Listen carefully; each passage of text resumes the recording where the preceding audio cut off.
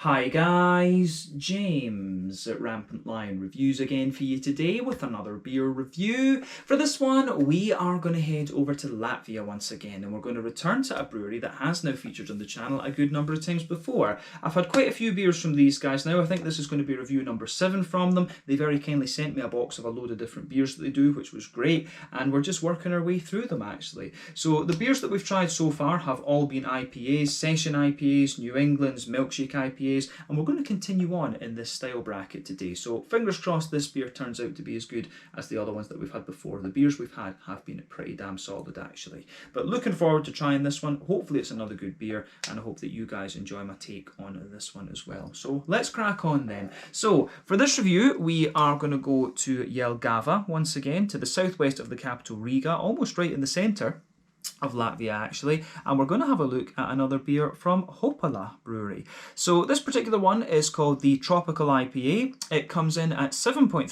ABV, and this one I think could be quite interesting. It's got a malt base a little bit more akin to a West Coast IPA, but it's also got a bit of lactose in there as well. So I'm not sure exactly what to expect to this one, but we've seen already that these guys can do some nice IPAs, so fingers crossed this one carries on in the same vein as those. But yeah, let's get on with it then. So, as always with my reviews, I'll tell you a little bit about the brewery before we taste the beer. If you want to get straight to the tasting, just fast forward. All the usual links are in the video description below. That's the brewery website, the link to my other reviews that I've done from Hopalaa Brewery before, and you will no doubt see more added to that list in the near future because I've still got quite a few of their beers in the fridge. But there's all the usual social media down there. If you want to see more reviews, do please consider subscribing to the channel. The whole channel, of course, has a geography-based tagging system, so you can go into the homepage and search for beer based on country, city, state, county, province, prefecture, whatever it is you happen to be interested in. Do check out the playlist of beers from different countries. There is one there for the Latvian beers that I've reviewed for you. That one has quite a lot of Hopalaa stuff in it and just a couple of other breweries as well, but fingers crossed we can add a few more different beers and breweries to that over the next little while. It's good to see Latvian beer getting out there a little bit more these days, but as always, please do get in touch and let me know some of the other beers and breweries that you guys would like to see me review. It's always great to hear from you guys that are watching the videos, and the support that you show the channel is hugely appreciated. So anyway, to tell you a little bit about Hopalaa Brewery then, again, on to my brewery notes. So Hopalaa Brewery, as I've mentioned to you already, are based in Jelgava in the Zemgale region to the southwest of Riga in Latvia, and the brewery is owned by 3 friends. This is Rimants Pavziniuks, Kristaps Stankus, and Ainars Rumjācevs. So Ainars is a teacher by trade, Kristaps has a background in finance, while Rimants owns his own marketing firm. So quite a diverse background going into making this brewery, and it seems to work very well for them. But they apparently discovered craft beer after hearing that a neighbour was brewing something called an IPA, which they had never heard of at that time. So they went and tried this beer, they enjoyed it, and then they started homebrewing together in about 2013 under the name Kaliju Alus, which translates to blacksmith brewery in English. But they gradually scaled up their home brewing over time, having received positive feedback on their beers from various friends and other people and things like this, and they were encouraged by many to turn professional and start their own brewery. So over the next few years they released a good number of different beers under the Kaliju name, and those were, there was quite a few different styles in there. There was IPAs, porters, a few German things as well, but yeah, eventually they decided that they were going to change it up a little bit. So in 2019 they officially registered the name Fermentum, which acts as the parent company, and then the beer is released under the brand name Hopalaa. And the idea behind this is that it's an easy name for those in other countries to remember. Latvian, of course, is an extremely complicated language, and unless you grow up with it, I think you're not going to learn it to a kind of a native standard, if you like. There's not all that many speakers of it either, of course, as well, because Latvia is a pretty small country.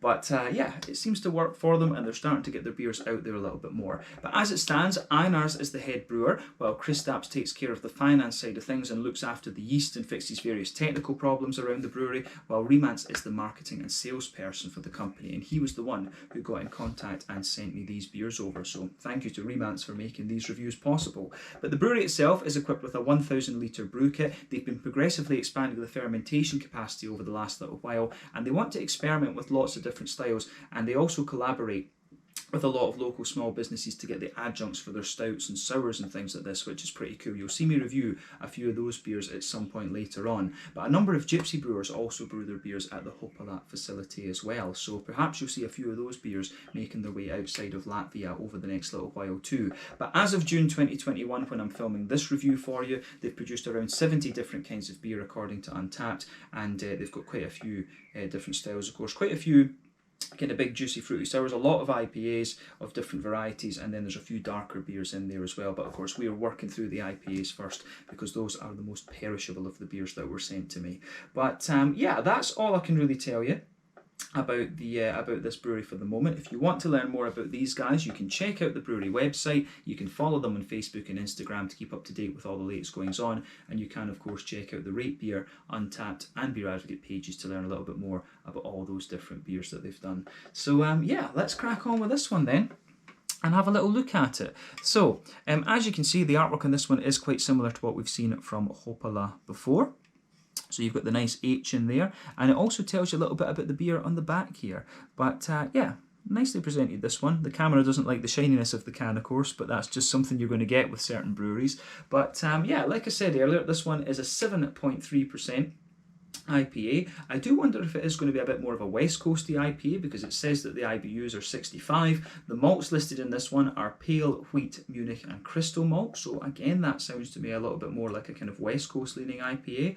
But it's also got a bit of lactose in there as well. So that could make it slightly different. But the hops in this one are Chinook, Amarillo, Citra and Mosaic. We've come across all of these hops before. American, of course. Chinook, about 14% alpha acid, big piney resinous notes and quite a bit of a strong grapefruit. Amarillo, big oily orange, around kind of 12% alpha acid if I remember rightly. One of my favourite hops in fact. Citra, nice big juicy mango quality, a good little bit of a kind of citrusy zesty quality, sometimes a little bit of gooseberry and lychee in there as well, about 14% alpha acid. Mosaic likewise 14% alpha acid, and that's usually a kind of juicy tangerine note that you get out of that one. But yeah, the ale yeast in this one is London Ale 3. So yeah, this I think could be quite interesting. But once again, it's a 440ml can. I can feel that it's a little bit solid, so I'm guessing there will be a little bit of CO2 having built up in this one. So let's get it out and we'll get on with the tasting then. The Tropical IPA from Hopalaa Brewery. There we go. Yeah, it's calmed down a little bit now. There we go. So yeah, it's been a wee while actually since I last filmed one of the Hopalaa beers, and I went for the Session IPA last time. I was just distracted by other things over the last couple of weeks, like chilling out after a long, quite difficult year. And you know, other beers coming in of course too. But yeah, nice to finally get around to checking this one out, and we've got one more IPA before we can move on to the sours and then the dark beers from these guys. They sent me something like 15 different beers, which was just kind of crazy actually. So yeah, again, thank you to Remants for sending me all of these beers over from Latvia. That was pretty cool of them to do that. But yeah, looks pretty nice this one, and it's kind of as you would expect. It certainly looks a little bit more like a New England IPA. But when it's got wheat in the malt base, you would kind of expect that. But you can see the head on this one is a little bit more active, and again, that's probably because it's been sitting in the can for a wee bit. I think it's been about a month or so, or maybe 3-4 weeks, at least since I last filmed one of these Hopalaa beers. So I'll need to film the other one quite soon, actually, just to make sure it's still all right. But yeah, it certainly looks the part of a kind of modern IPA, this one. So yeah, before the head disappears, you can see that there was a bit of maybe a 1.5 finger frothy, I would say cream coloured head. That is going to fade away to be a little bit more of a kind of thin foamy layer. But yeah, it has got a few bigger bubbles towards the top of the head there, and a few more smaller foamy ones sitting underneath. But yeah, you have a lovely, you've got a lovely kind of, it's not the haziest one I don't think we've seen from this brewery, but it certainly does have a lovely kind of colour to it. So as you can see, this one's quite a rich sort of mango juice colour, this one. It's got a very rich kind of darker yellow to it. So I always like comparing these IPAs to different fruit juices for their appearance, because that's really just what they remind me of. So yeah, I think this one is somewhere along the lines of a kind of mango juice. And remember, when it comes to the colour of your beer, that is determined by 1, the type of malts that you use. That determines the magnitude of the beer. 2, the length of your wort boil. The longer you boil the wort, the more the sugars caramelise, thus you get a darker colour of beer. 3, any adjuncts depending on what they are, of course, and 4 would be barrel aging. But those last 2 variables are not really at play in this one. Lactose, I don't think, is going to affect the colour of the beer all that much. But the level of haziness on this one, it's certainly not the soupiest and gloopiest of IPAs you're going to come across these days, but it does have a fairly impressive level of haze to it. It's a little bit more of a kind of natural haze though. If you look at my fingers going behind the glass, I'm not sure how well that shows up, but I don't think this is the soupiest and gloopiest one we've come across from them so far. But yeah, when it comes to the level of haze, that's usually the yeast, the any wheat and any oat adjuncts, or any oat additions I should say, not adjuncts, that you would put into these beers, and that varies from brewery to brewery, recipe to recipe in fact.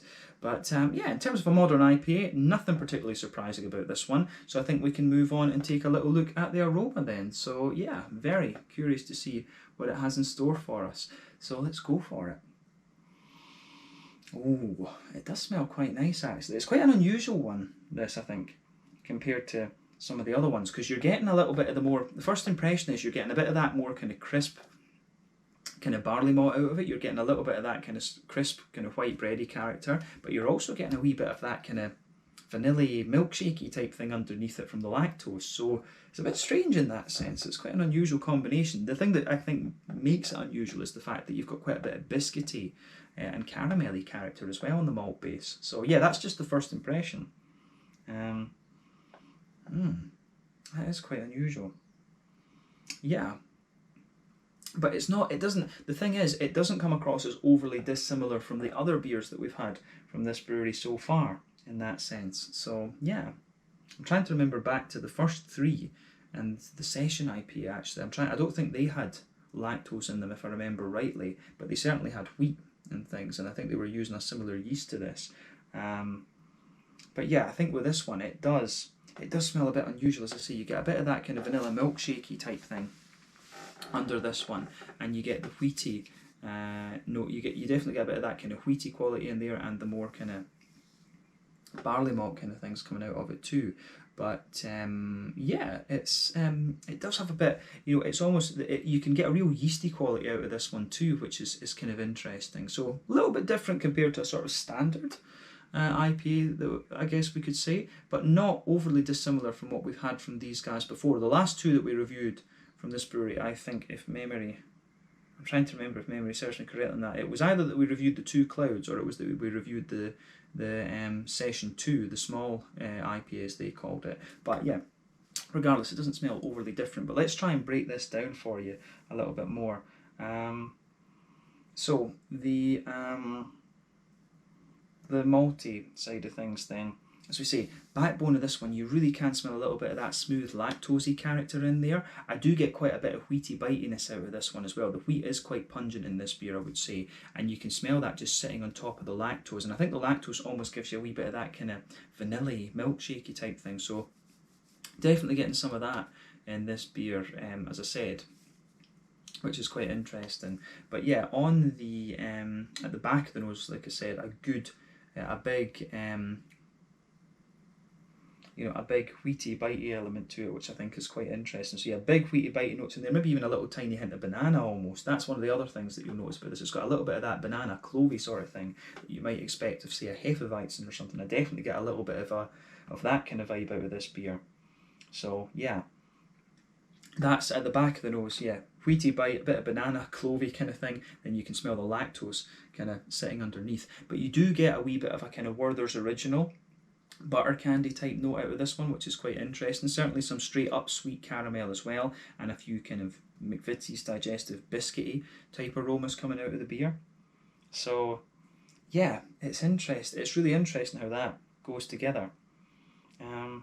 It's got a lot of dried fruity character to it coming out of the malty, yeasty side of things too with this beer. So yeah, interesting that for sure. So yeah, take a bit of time and ponder over the malty and yeasty side of the aroma with this beer as well, for sure. But yeah, on the hoppy side of things then, you definitely get a wee touch of earthiness out of this one. That'll be the mosaic that's going to give you that, but there's a big kind of piney resin quality to this beer, and that's probably the Chinook. So what I suspect with this one is that maybe Chinook has been used as the early edition hop, the bittering hop, because remember, those early edition hops are the ones that are going to give you your big bitterness. More modern New England IPAs tend to rely on late edition hops, which are going to give you more flavour and aroma, whereas the West Coast IPAs back in the day, they were the ones that would give you the bitterness. This beer is listed as having 65 IBUs, so we can expect more early edition hops, of course, in this one. And I just think from the pungency of the sort of, you do get a bit of pine resin note out of this one, and that makes me think that Chinook has been used as the as a bittering hop in this one. But yeah, big green component to this one. A little bit of floral, spicy aromaticity, nice little bit of a kind of big piney resin quality. But yeah, I think it goes together really well. So yeah, the green component of this one is quite nice. You do get a bit of a kind of zesty, grassy quality coming off the front of the nose in this beer as well, which is interesting. But let's focus on the actual fruity side of things. The green component for me, bit of piney resin and quite a big floral aromatic quality in there for sure. But yeah, on the on that fruity side of things, definitely some, you get a wee touch of a kind of passion fruity note out of this one, for sure. So that's the Citra that's going to give you that. You do get some of the juicier mango out of the Citra too, but then there's quite a lot of orange in there. And I mean, when you've got Citra and, when you've got Amarillo and you've got Mosaic in there, that kind of makes sense.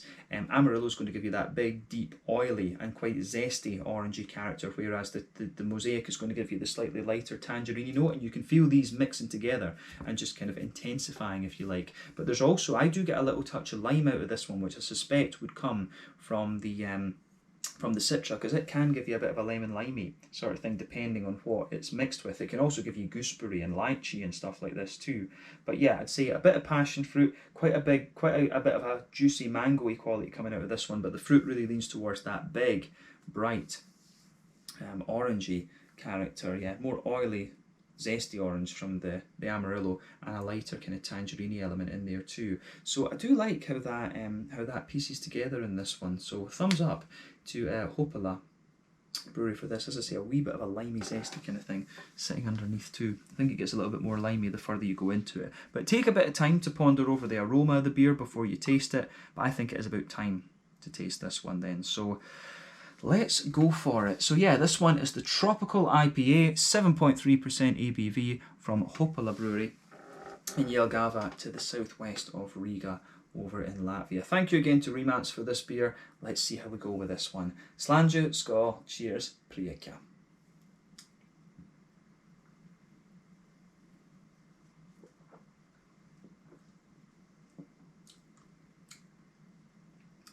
Oh yeah. That's pretty solid once again. The thing is as well, what I would say is, it's quite nice to leave these beers a little, to have had a little break here and then come back to these beers in honesty, because if you drink, if you drink IPAs from the same brewery all the time, you're going to get a little bit bored of them, to be honest. And that's maybe one of the reasons why I kind of left a little bit of a gap between the last one that we did. But obviously I still wanted to drink these beers fresh. But it's nice to go back to them, because you look at them in a slightly different way. It kind of refreshes your mind almost when it comes to it. And if you don't, and if you leave a bit of gap, you're not kind of constantly comparing them to the last ones that you've had before, actually. So yeah, my flavour palette in this one seems to have kind of reset itself almost a little bit since the last one that we've had. But yeah, this is a pretty solid IPA from them once again. So yeah, thumbs up to them for this. This is very, very nice. So yeah, let's try and examine it a little bit more then.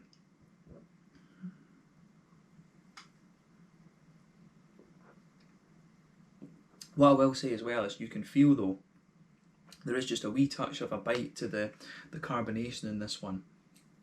And I think that again it's because it was sitting in the can for a little bit, but you do get a wee bit of zip to the carbonation this time, which you didn't get with the other ones. But yeah, let's focus on the flavour.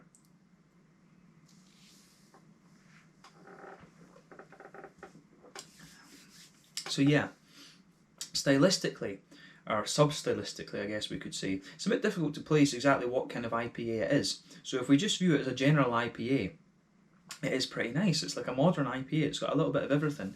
So yeah, straight away with the beer then you can feel in that the base layer of your palate there, you've got a bit of that nice kind of soft, crisp, white bready character in there. That goes right across the middle of your tongue. You can feel it's a nice, fresh, white, crisp, bready sort of thing. So if you go into that middle third of your palate, if you go to either end of the middle third of your palate, you're going to get a little bit of a kind of bread crusty note in there. You can feel a little bit of the wheaty quality just kind of sitting on top of that, which is nice. You get that kind of soft layer of wheat, and you can feel a bit of the lactose. I think it's the lactose that's sitting on top of the wheat in that middle third of your palate. So that's kind of interesting. So yeah, base layer of barley malt, you know, the pale malt I think sitting in there. Then you've got the kind of wheaty element to it.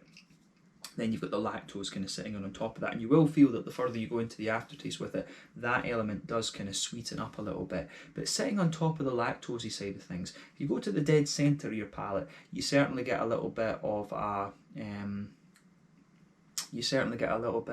of Werther's Original butter candy type thing, which I can really appreciate. I do like that side of this beer for sure.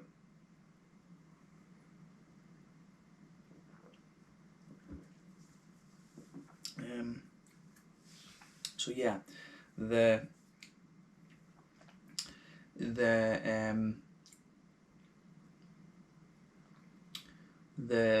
yeah, as I say, that kind of brown sugary element that comes out of this one is interesting too, because like we say, you've got crystal malt in this one, and you've got a little bit of Munich in there, so the Munich will be contributing a wee bit to the breadiness as well. We need to remember that in this beer. Munich's a lovely malt actually. I love, big fan of the Munich Helles beers.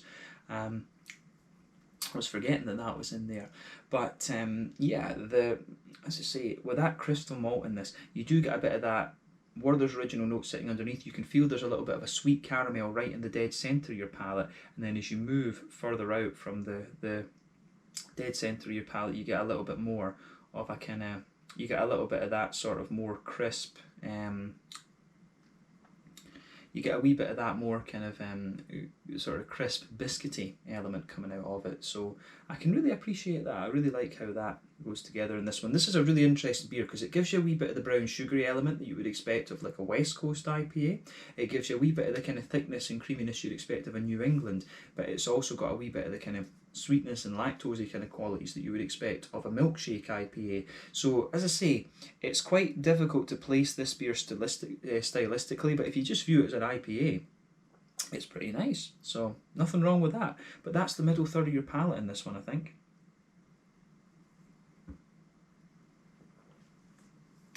So yeah, on the border region between middle third and back third of your palate, I think there's a bit of a bready build up in there again.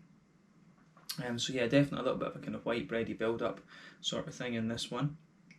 And you do get a wee bit of bread crust sitting there as well, but then the back, if you move into that back third of your palate, you get a little bit more of a kind of wheaty, bitey element out of this one. So it does get quite wheaty and bitey towards the back of the palate. Sitting on top of that, again, you can feel a little bit of the smooth wheat, and the Munich malt, I think, is playing a role there as well. So a bit of a softer white bread, and on top of that, you can feel the more the kind of more airy yeasty elements coming out of this one. So it's got a nice kind of taller flavour to it, which I can certainly appreciate. But yeah, on the that back third of your palate then, so as you move kind of further forward, you can feel the flavour that flavour just condensing down a little bit. Then as you go into the middle third of your palate,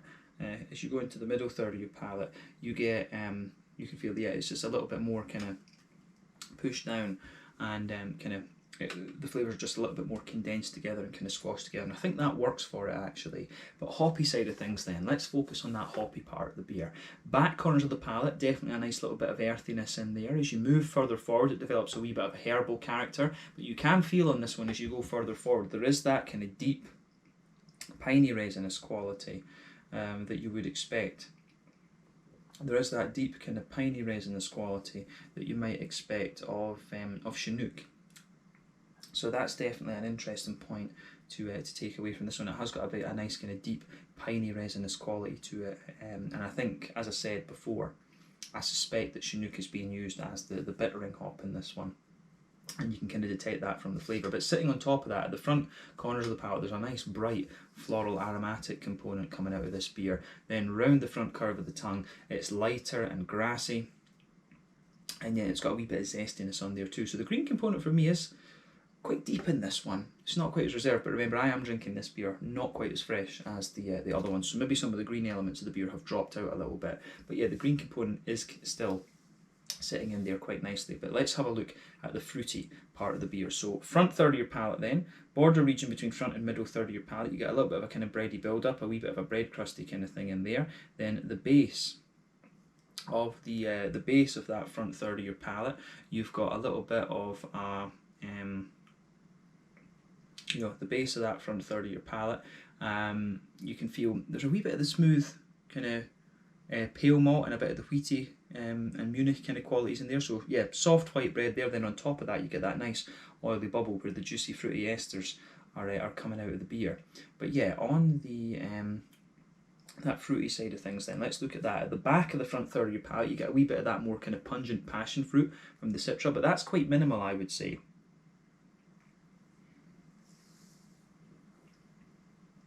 Yeah, there's only a wee touch of that.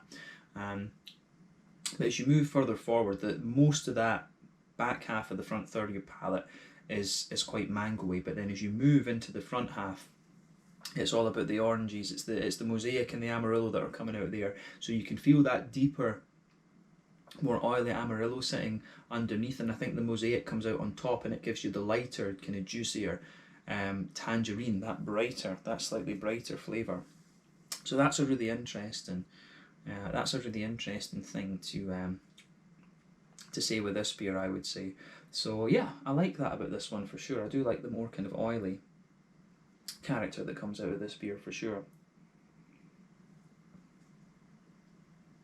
The fruits, I think, do come across as quite oily, but they still got a wee bit of that juiciness at the same time.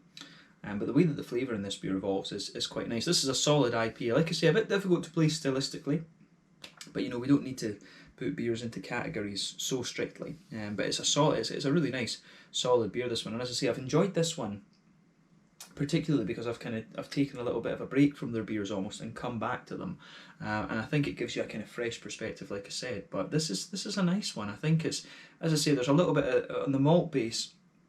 For me, there's a bit of the milkshake kind of sweetness. You've got a bit of the kind of creaminess you'd expect of the New England, and you've also got the kind of the slightly sweeter characteristics that you'd expect of the West Coast. So it offers a really nice balance there, and the fruity combination, you know, mainly mango and oranges, that offers you a solid fruity component too. So you can't complain about that. But yeah, I do notice that the further you go into the aftertaste with this one, there is a wee touch of that limey character comes out of this one. And I think if I was tasting this blind without knowing what was in it, pardon me, I might have guessed that there was a little bit of motueka or something else. I might have thought there was a wee bit of that New Zealand motueka in there because of the limey note that's just behind the front curve of the palate, because that does become a little bit more prominent the further you go into the aftertaste. But yeah, lovely beer, this one. Wouldn't hesitate to drink it again. Very rare that I drink the same beer again though, because there's so many out there.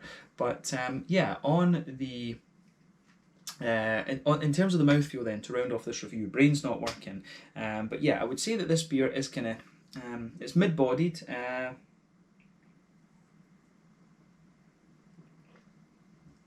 top end of mid-bodied, big kind of smooth thing. As I say, it's got an element of creaminess to it. It feels a bit thicker, but it really leans towards that creamy, thick end of the New England sort of hazy spectrum, if you like. It's kind of like that. It doesn't so much have the mouthfeel of a West Coast IPA, but there is a hint of oiliness in there though. But yeah, top end of mid-bodied, smooth carbonation, quite a thick, creamy sort of thing with just a very slight oily note to it. IBUs, it tells you on the can that it's 65. I don't know if I would have guessed that, to be quite honest with you. I think I probably would have thought this beer was about 50. Or maybe 40. I think I actually might have even guessed 40 with this one. It doesn't come across as madly bitter, but then again, as I say, I'm drinking this one a bit later. Some of the IBUs might have dropped off a little bit, so we need to kind of bear that in mind. And remember, IBU count is one of my weakest points of beer reviewing, so always a pinch of salt with my reviews there. But yeah, the malty side of the beer, like we say, Nice kind of smooth, crisp note underneath, a bit of a kind of more thicker, oily quality in there, and a wee bit of a kind of sweet, brown, sugary element to it, which I can really appreciate. But yeah, nice big green component on this one. As we said, big kind of floral aromatic notes, and then a nice oily but still quite juicy, fruity character. But yeah, overall a really solid beer. This one, bit difficult to put into any particular IPA category, but it works. So I think we can round off the review at that for this one then. So yeah, this one was the Tropical IPA, a 7.3% IPA from Hopalaa Brewery in Jelgava over in Latvia. A little bit of milkshake, a little bit of New England, and a little bit of West Coast all in one. So nothing wrong with that. Solid beer, this one. So let's leave it there. Thank you again for watching my reviews. Until the next time, please like, subscribe, share, all the usual YouTube stuff. Let me know your own thoughts on this beer in the comment section below. Let me know what your favourite beers are from Hopalaa Brewery. We will return to these guys at some point soon. I've got one more IPA to review from them, then we're on to the sours and darker beers, and we can sort of release those just gradually, of course. But yeah, thank you again for watching. Check out my social media, check out Hopalaa Brewery, and I'll see you guys in the next one. Slàinte, skull, and cheers.